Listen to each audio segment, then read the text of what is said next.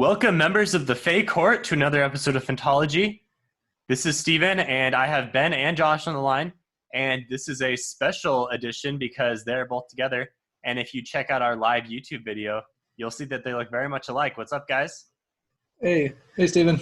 And we are kind of breaking the rules of social distancing here, but we figure it's okay because we're twins. So there's a special allowance. If one of you were to get coronavirus, the other would automatically get it, right? That's how it works?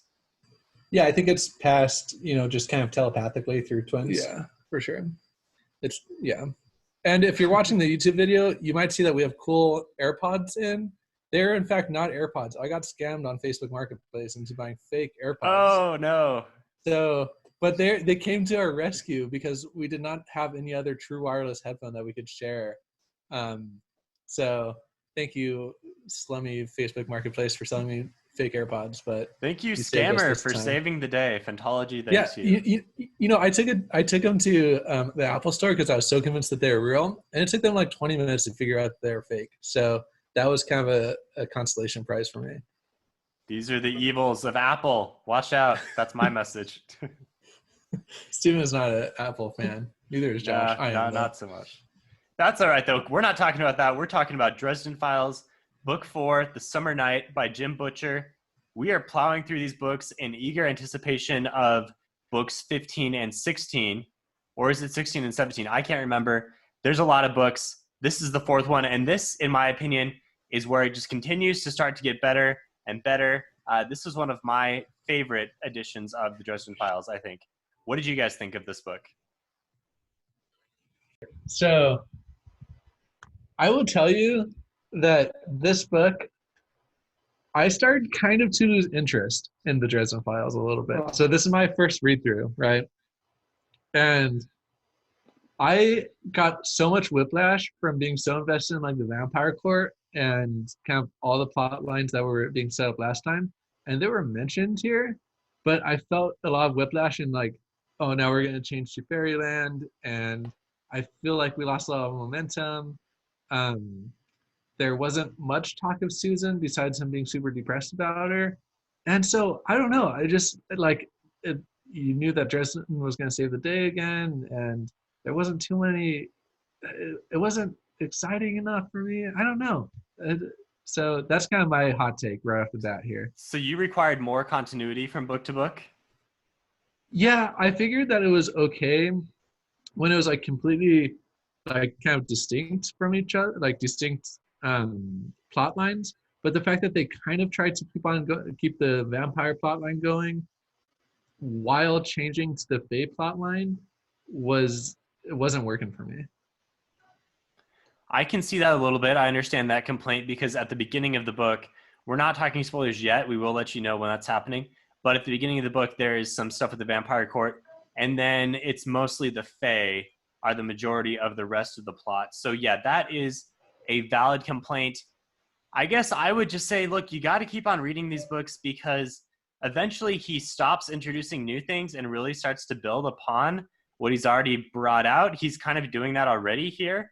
And so I'm a little disappointed that you had that opinion. But I do think if you continue to read and continue to go further and further, you will see more continuity and start to really enjoy the way that all of these different chords and magical realms are interacting.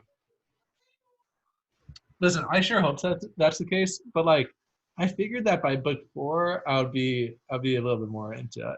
So and I know that's the thing with Dresden. You got to keep reading. But when is that like enough? Like when should I figure 4 books is a yeah, but these are 4 books of short, fast paced books. We're not talking about epic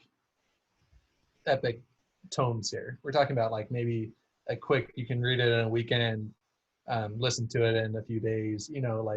So that's kind of where I'm coming from. I think that 3 or 4 Dresden books equals 1 of these other high fantasy books, epic fantasy books that we talk about. And I think a lot of the joy in Dresden Files is just kind of the one-off adventures and getting into it, enjoying just the ridiculousness of a wizard in Chicago and all of the other magical realms kind of colliding and humanity being completely unaware. That's where it's fun for me. So it might be a little alarming if you're not enjoying those pieces, and perhaps you're expecting too much epic fantasy when this is not epic fantasy. This is urban fantasy, and it's got a different feel to it. I will say too, though, to Ben's credit, that I feel like a lot of people kind of struggle with books like 4, 5, and 6 from Dresden. Like if I'm remembering back on Daniel Green's reviews, that's where he was getting caught. I didn't really. I just kind of kept going book after book, didn't really think about it, and just kept reading because I knew I wanted to read all of them. So anyway, I think that there is a rough patch. I think the general consensus is that that's around books 4, 5, 6. Okay. Well, I mean, I'm gonna keep on reading. I'm in this for the long haul. I'm just saying that this book was when I started to doubt the recommendations of all my close friends. Oh no! So Oh no! Hey, true or false? Did you read this book at like 3.0 speed because the no, library was loan was running out or something? It was 2.0 speed, and yes, I did do that. So, A grain of salt there, right? grain of salt. Yeah, it was a speed listen. Yeah, and that does happen. Like you're gonna speed read books too when you just want to get through them. But I will say that this is another book where you get a lot of new characters introduced, and yeah, if Ben wasn't feeling those new characters, then that might be hard. So. Yeah, the Fey realms for me are a little weird. I think I was more into the books with the vampires and with the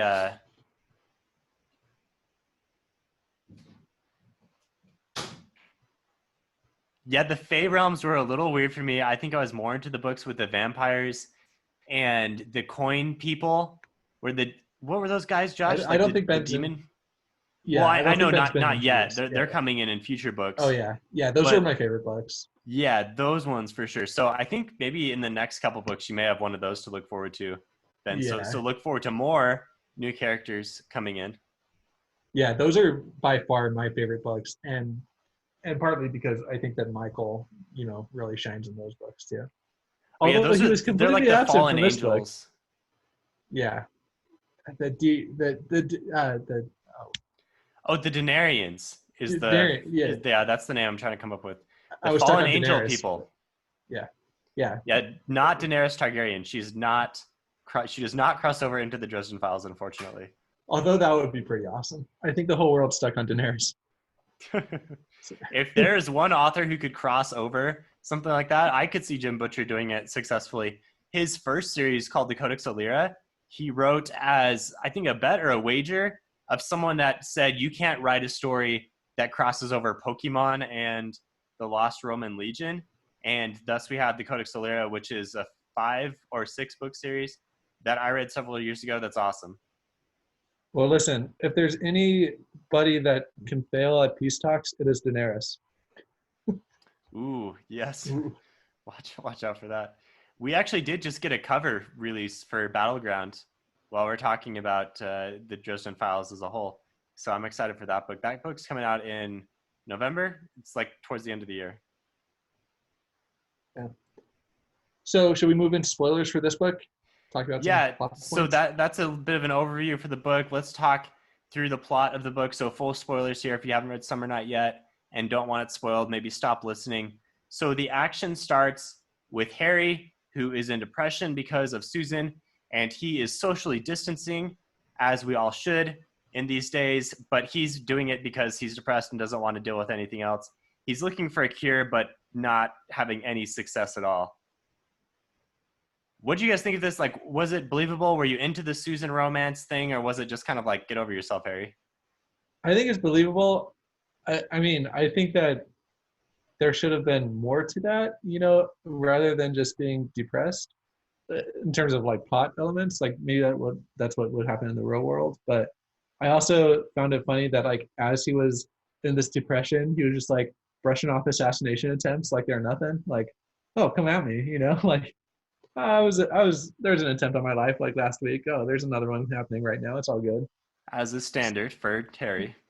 So I don't remember having too many opinions about his depression with how it relates to Susan, but I think it was cool how we got introduced to Murphy and a little bit more of her backstory.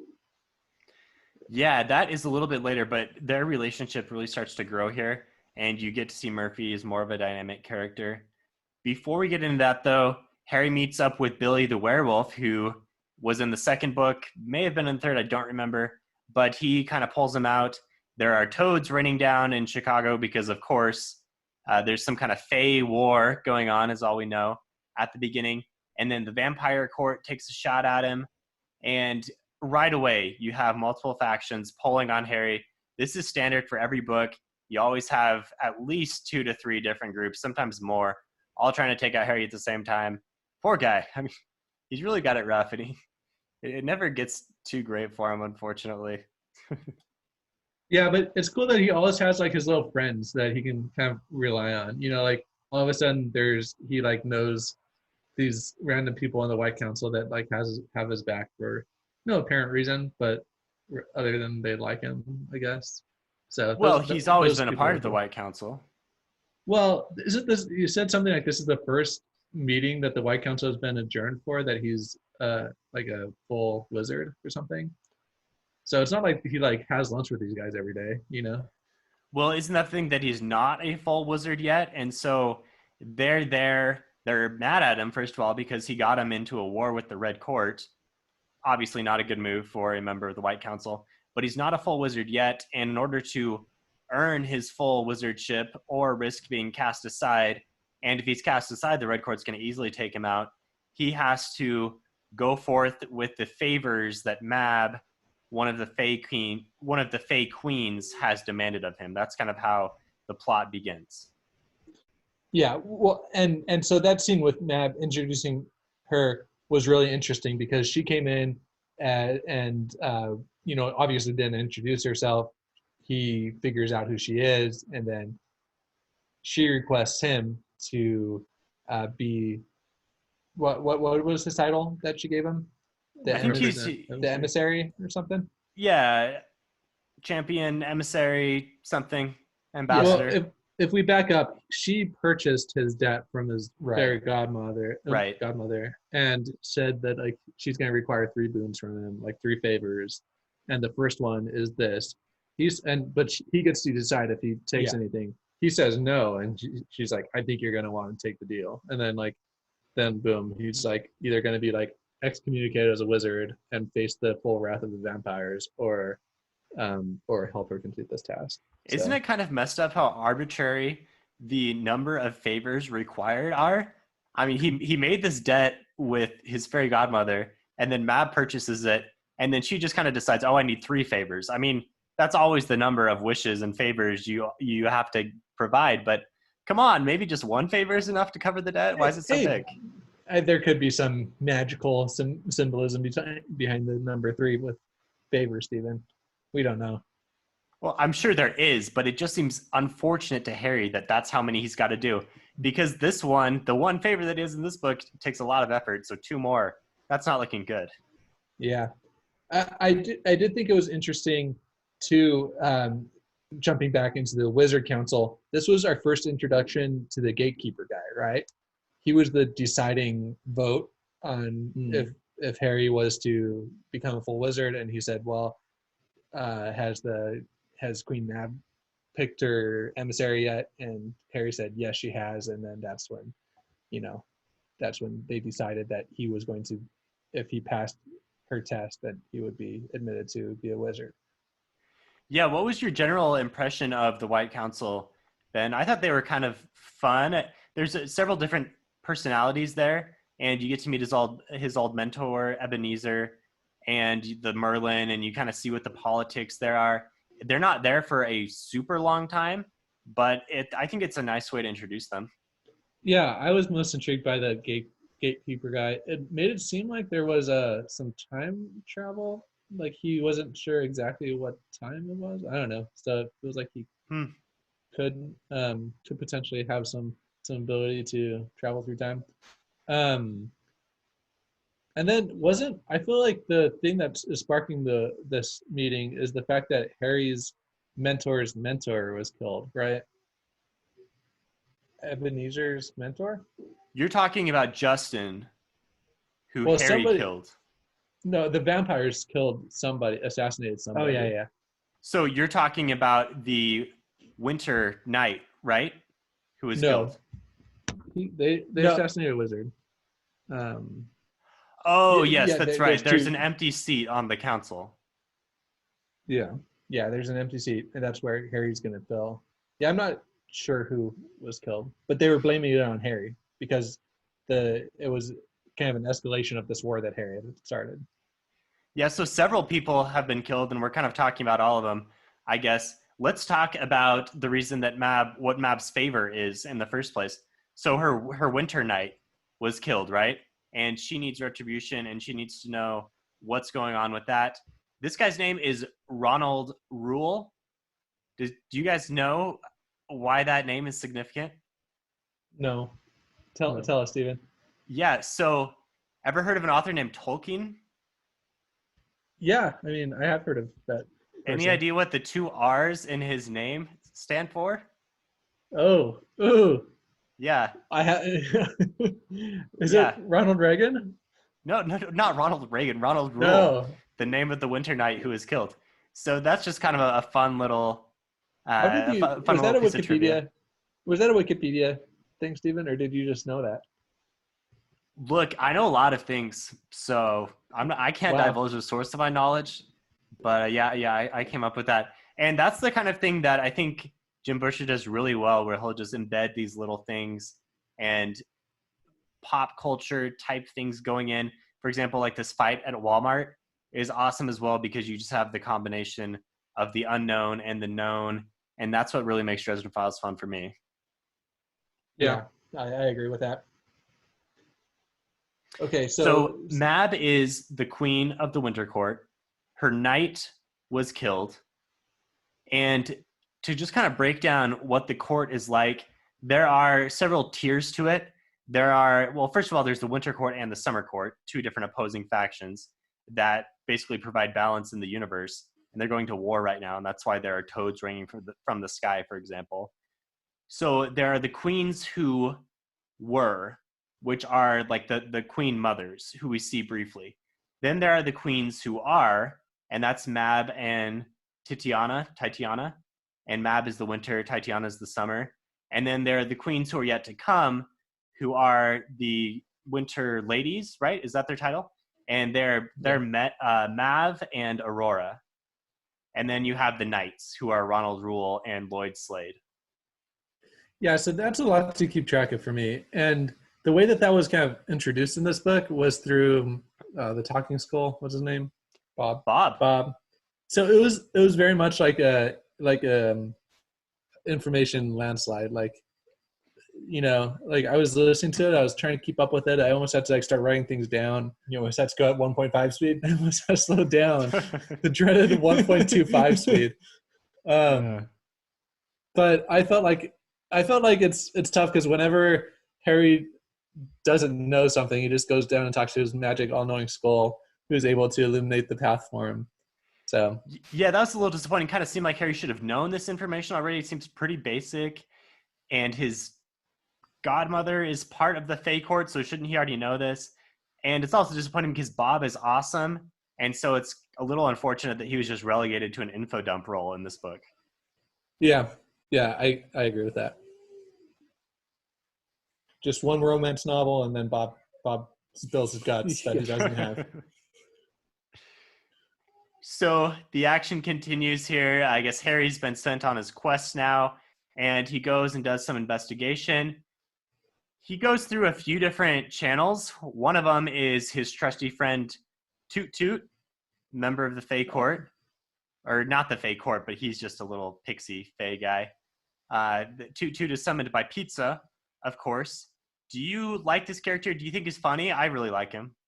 Yeah, I thought it was awesome. I thought this was one of the characters I remembered really well from the first book because it made such a weird. It was the first time that it kind of evolved the magical world in the whole series, and it was like introduced by Toot Toot, and so I thought it was a cool like throwback. So yeah, that's the scene I remember most from the first book too. Is here's this circle with a fairy and pizza is involved, and that's like what I remember from the first Dresden Files book, and it's awesome. The Za Lord brings the goods, right? Do you like the voice for Toot Toot? I have not listened to any of the audiobooks, but I've heard the voice is kind of funny. I couldn't tell you. All right, we'll have I to can't. listen to that. Maybe Yeah. we'll put a recording up on Patreon if we still do that. I think we're trying to avoid copyright infringement, but we'll find out some way to provide that to you guys. So the plot continues, and his next path of investigation is he goes into Undertown, Chicago, and he meets up with the Cheshire Cat type guy, and he goes and investigates Maeve, right? Or is it Aurora? It's one of the it's one of the ladies, and this character is completely unhinged. He's not getting a whole lot out of her, but what he does, the path of information that is maybe a little more trustworthy is his previous romance, who just shows up. This is some of Harry's backstory that's kind of coming out. Yeah, and this was a very interesting part of the series for me. This is the first time where you're like, oh man, Susan isn't the only woman in his life. Like, do we get some more romance for Harry? And what was your impression overall? Did you think that this was a trustworthy character? Were you happy that Dresden was starting to let her back into his good graces? What did you guys think?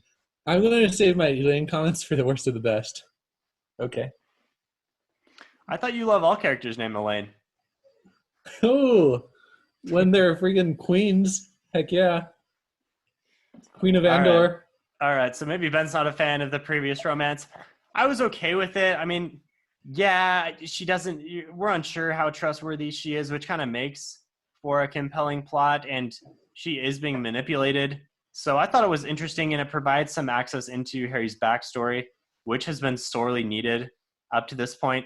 And then this also kind of leads into, I mean, not this directly, but there's also some more backstory with Murphy. And I thought that was really nice. You kind of see Murphy at a pretty low point. She seems pretty human.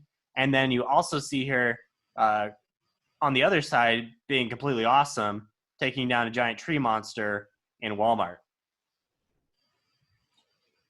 Yeah, I mean, completely agree with Murphy. I felt like I was really sad that she didn't get more screen time in the last book, in the third book, and was happy that she got more in this book, although it still seemed like that was only for the first quarter, and then she kind of disappeared again. It seems like the more and more that Dresden and the Dresden Files are kind of going down into the Fae land, or like the more magical aspects of it, then the human cop becomes less and less important. So she can only make a difference when it's more Chicago related, but yeah, it's like, when they go into the Never Never, not as much. Yeah, Never Never, or like lower Chicago or upper Chicago, or she can only make a difference in middle Chicago, apparently. Kind of makes sense. She's only human. That's She her doesn't have any jurisdiction. magical. Yeah. Yeah. No, it makes sense. It's just like for a character that I feel like is one of the more fleshed out characters of the book, it's tough not seeing her more present in it. But I know initially, at least in the first couple books, you were saying Murphy was kind of a tough character for you because she didn't have enough of a character. She was just kind of one-dimensional. So do you think that she's better now, or are you still just kind of like, man, Murphy, whatever? Yeah, that whole scene did do a lot to kind of make her more than one-dimensional, right? Because you saw that she loved somebody that just passed away, and you saw that she is having a really hard time coping with things and having to resort to like a cocktail of drugs and alcohol. And so it did really it was a cool character development. So yeah, you only need like a couple of those to make a character interesting. You know, you only need a couple layers. So yeah, so maybe a little disappointing that it didn't happen sooner, but like I'm telling you, I feel like the series is starting to pick up steam. Maybe you don't quite agree yet, but the characters are getting better. I think the plot's getting better, and you're seeing more kind of connection from book to book, and things are really starting to pick up. Speaking of picking up, now Harry is investigating. He's continuing to investigate. He actually does a super good job of figuring out what's going on here. I mean, he does get betrayed by Elaine, who's being coerced, and he gets kidnapped at one point, or not kidnapped, but captured and held by the enemy. But he does a really good job for a middling wizard to figure out this entire, uh, to figure out this whole complicated plot that the Fae have devised to kill each other and steal mantles and power. Yeah, I feel like from not knowing who the queens were at the very beginning of the book to suddenly giving the audience the info dump of the century with like 3 degrees of separation and like knowing all these things and suddenly being able to tell the audience about it because of truth serum or something like that. That was kind of a part of the book that I was like, okay, what just happened? I did go back and re-listen to it. Still didn't really understand everything that was happening and just kind of had to move forward with it. Okay, so let's try and go over it and summarize it. So the power structure shifts between winter and summer, right? Kind of depending on what time of the year it is. Yeah. It goes back and forth. And so they're getting to the tipping point where it's going to go back towards winter, right? Or is this going back towards summer? And the summer side is decides to make a sacrifice so that they will just lose to winter, and it will all like the power struggle will all be over, and winter will kind of forever be in control, but she'll still maintain like. Wait, what? I didn't get that. I thought that summer was gonna like mount an attack against winter before their power shifted back. Right. So I actually misspoke earlier because Tolkien's named character, Ronald Rule, he's actually the summer knight, not the winter knight. So summer was killed, which means that winter maybe now has more power. It is a little complex, right? So winter has more power, but winter is going to have a lot more power once it turns into winter. But summer still is maintaining a little bit of power right now because it's still summer, and so they're going to mount an attack before it turns back to winter so that they can kind of hold on to power, right? Yeah, so the power balance is currently in favor of winter, and so the summer court it wants to attack. They're mounting an attack before midsummer when their power fades. The resolution of what happened here is that Aurora, who's actually the summer lady, was the one who killed the summer knight, and she transferred his mantle onto Lily, who's this kind of random changeling. Who's like a teenager who's trapped between a fae and a human. They have to make a decision between which side they want to embrace. Anyway, she is trying to take that summer mantle and sacrifice her on the stone table so the power fades or the power goes to winter, right? Because she's tired of the power balance, and even though she's on summer's side, she's willing to just like let winter have it, and she doesn't want to fight anymore. Is that what's going on? Yeah, I think that's what's going on. Is Aurora is done with this whole power balance between winter and summer. So it wasn't the full summer court. It was just Aurora wanted it all to be over, right? And so she was willing to sacrifice to give winter the power to completely take over summer. Yeah, so that was convoluted. Our explanation was convoluted. And listeners, if you're listening to this and think we're a bunch of idiots, hop on our Discord and let us know what we did wrong and what actually happened, because we might be a little confused. But I think in actually reading it, it would have been more clear. Maybe it'll speed lower than 2.0, Ben, perhaps. I'll take that feedback, but still, I typically listen to books at higher speeds and normally don't have a hard time following it. So I feel like most authors are able to. This one was confusing. This one was confusing with how it all played out. Yeah. Yeah. But at least now we have the structure of the Fae courts, and going forward, that's going to be important. I thought it was interesting that they had the stone table. I mean, Holy Aslan, right? That we've got some Narnia references here, so that's kind of fun. And that's like floating above Chicago in this kind of other realm, Chicago over Chicago, I think is what it's called. So things like that, again, that's what I like about the series. Yeah, and I really like the fact that we had the 2 levels, right? Like the lower Chicago and like that atom bombs were being tested in, and then upper Chicago where it's like complete fairyland. So I thought like there was a lot of cool aspects to the book, and I'm impressed that it can do so much with one city, to make it seem interesting. So, yeah. So towards the end, all is revealed. Harry kind of knows what's going on. The gatekeeper actually comes to Harry and says, hey, you did your part. We're willing to let you out of this and let you be a wizard now. But he still turns him down and says, no, I need to see this to the end. Classic noble Harry. Harry is very much self-sacrificial, and probably one of his biggest character flaws is he's just like too good. He can't let it go. I agree with that. Yeah. And he always has to rush to the defense of anybody that asks. Exactly what you're saying. Yeah. He talks about being old-fashioned and always wanting to help the damsel in distress, right? Yeah. I mean, that line is in there at least once per book. Also, that just kind of reminded me, can I just say that we're in book 4 now. You don't constantly have to re-explain simple things about the magic system. Like, I feel like in every book, he kind of goes through and re-explains like the Never Never and how he's really good at certain types of magic, but not other types of magic. It just seems very repetitive at this point. So that's one more criticism I have of this book in particular. So you think maybe this could have been done in a less info dump way? Sounds like there were several info dumps in the book that you struggled with.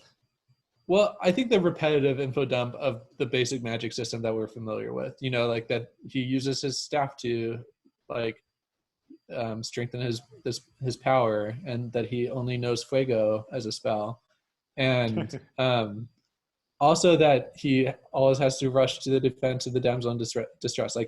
Like we know those things about Harry now. You know what I mean? Like he doesn't have to keep on telling those things about himself. Yeah, I think that they start doing that less in later books. I think in the earlier books, I think he's still maybe in the mindset, or the editor is, that somebody might just pick this one off book without reading the ones before. Yeah, that's what it feels like. Want to be able to understand what's going on. Yeah, that starts to cool off, I think, in later books.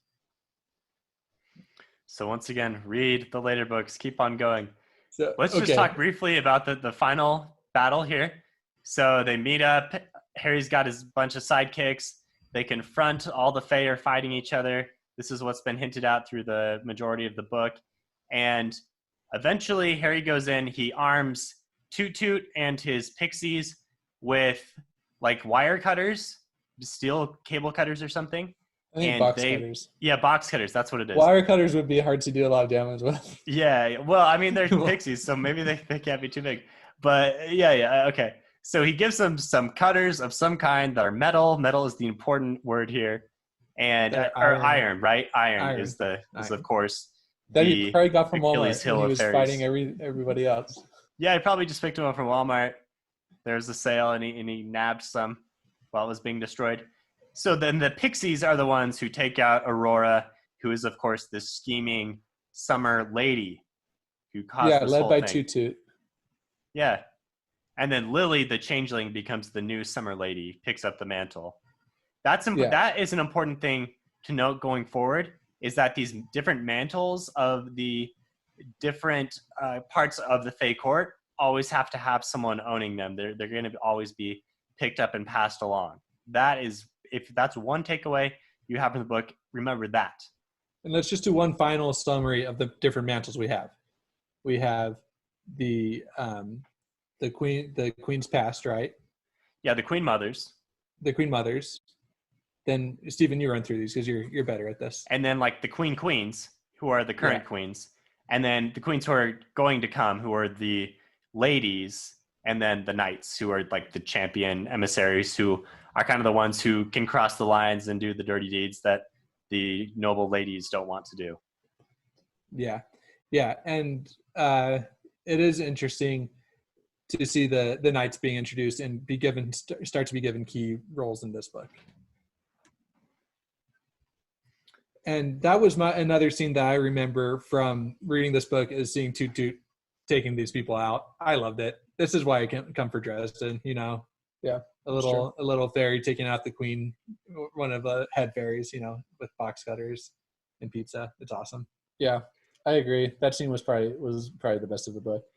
So we've been reviewing Harry Potter. We've reviewed the first two. The second review is actually in production right now. So that'll be out for you guys probably in about a week or so.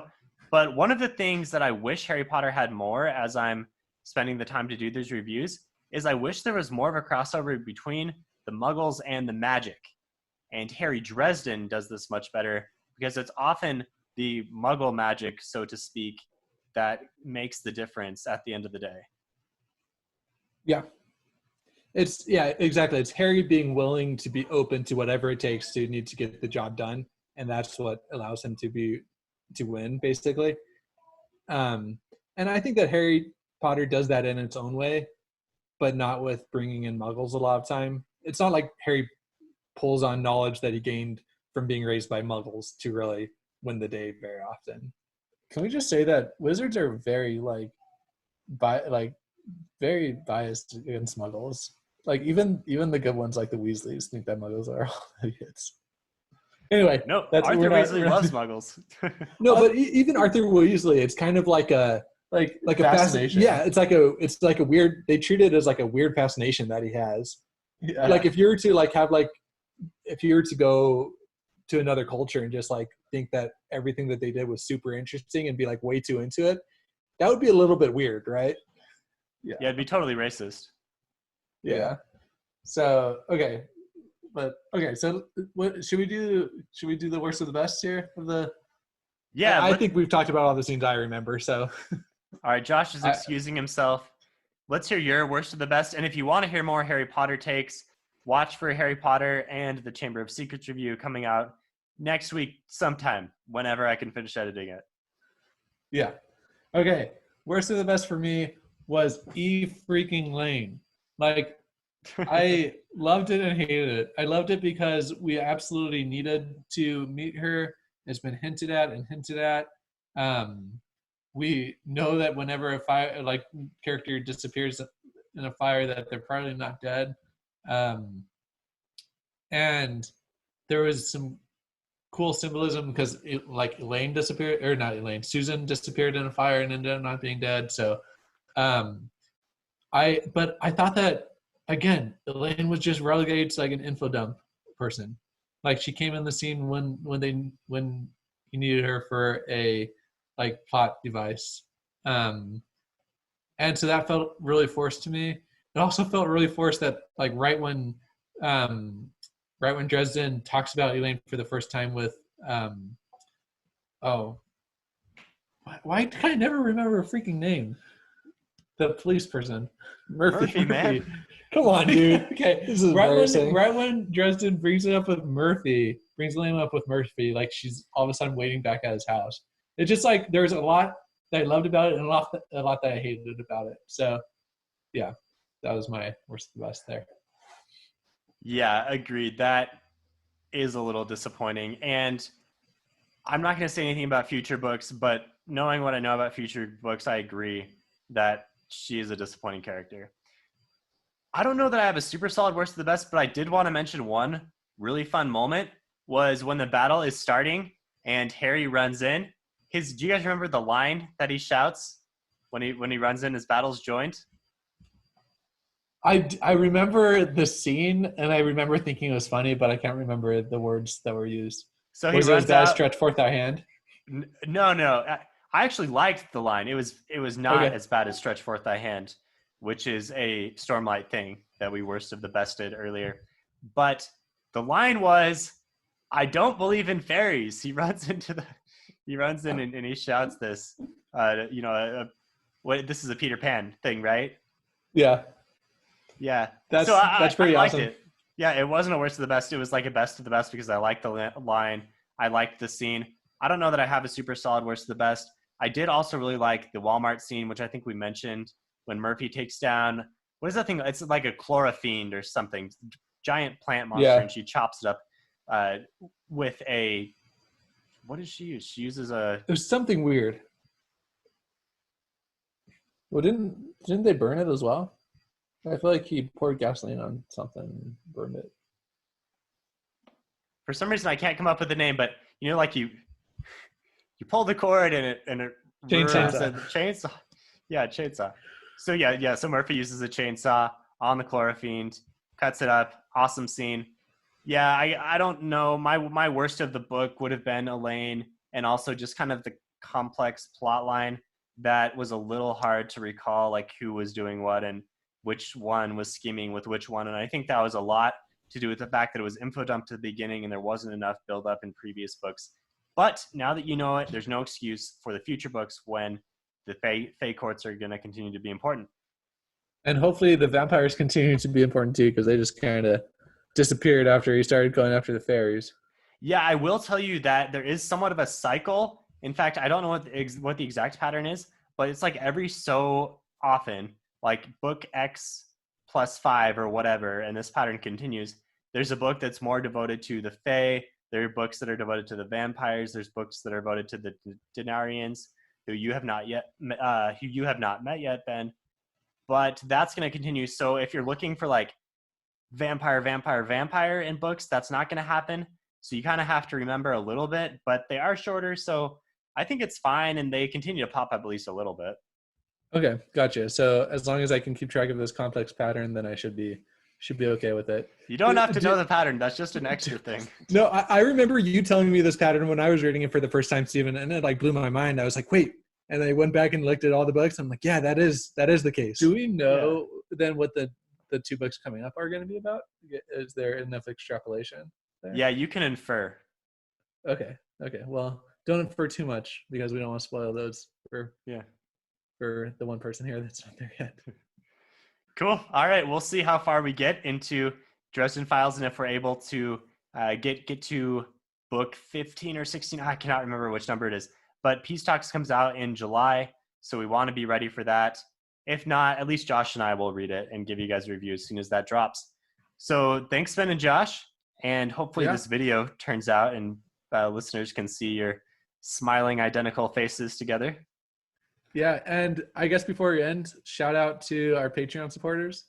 We got King of the North and Bridge Boy. So they're still going strong there. Yeah, thanks for Patreon support. If you're interested in the content we put out, check us out at Phantology Books on social media. If you want to chat with us more, tell us all of the horrible mistakes we just made in this episode. Look for us on Discord. Our Discord invites are on social media, or just chat with us. You'll be able to find it if you look around for just a little bit. And we have a website where all of this information is stored. It's www.phantologybooks.com. All right. Thanks, guys. Until next time. Hey, thanks, Stephen. Okay. See you later.